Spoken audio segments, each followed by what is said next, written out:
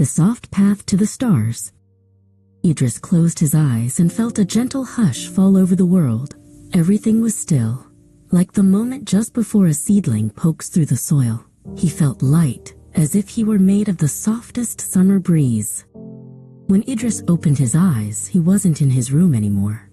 He was standing on a path of clouds that felt like warm bread dough under his feet. The sky around him was filled with colors he had never seen before, shimmering teals and glowing peaches. A figure appeared from the golden mist. This was Noor, a guide whose clothes looked like they were woven from moonlight and silk. Noor didn't speak, but his kind eyes said everything. "Come, let us walk together toward the light." They walked through a forest where the trees were made of emerald clay and the leaves were shaped like hearts. Every time Idris brushed against a leaf, it chimed like a tiny silver bell, filling the air with a beautiful melody.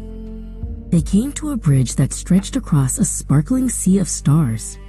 The bridge was made of translucent glass beads, glowing from within. Idris felt no fear, only a growing sense of joy that bubbled in his chest like a happy spring.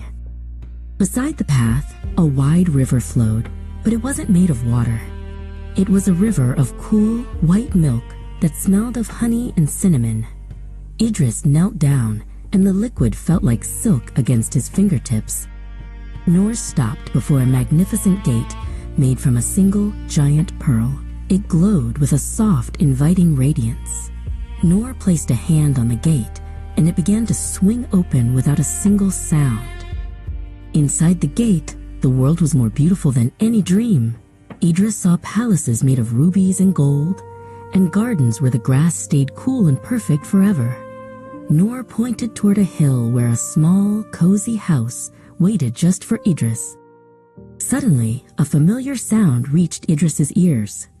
A small, fluffy orange kitten named Muetza came bounding through the tall grass. Muetza leaped into Idris's arms, purring so loudly that the ground vibrated with happiness.